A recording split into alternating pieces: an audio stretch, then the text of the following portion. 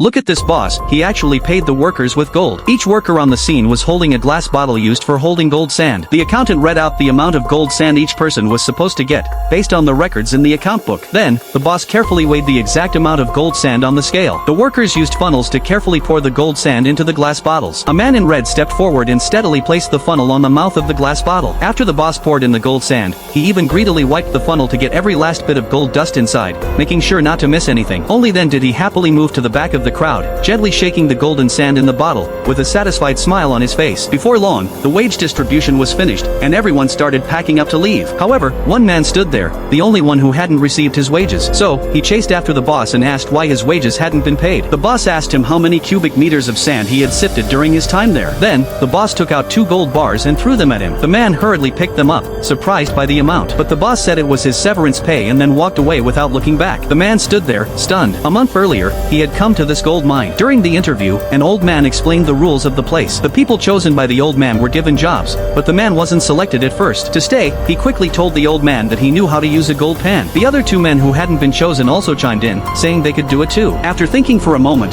the old man decided to have them demonstrate on the spot. The other competitors, eager to keep their jobs, used their years of experience to quickly pick out gold sand. But the man calmly poured all the black sand into an empty bowl, then poured water from a kettle into the bowl and began to shake it skillfully. Soon, the gold sand separated from the mud. With this smooth performance, the man was accepted and signed a contract. But the man was different from the other gold miners. He didn't seem to have a strong desire for the gold itself. At night, he went to the dormitory and was chatting happily with his roommate when the red-clothed man's luggage was suddenly thrown off the bed. As the red-clothed man was about to argue, the other party took out a hunting rifle and pointed it at his stomach. Fortunately, the man stepped forward and persuaded him with kind words, thus defusing the situation. It turned out that the old man in charge of hiring felt the man looked familiar and suspected he had ulterior motives. So, he assigned a worker to keep an eye on him. That was the man with the hunting rifle. So, what secret did the man actually have?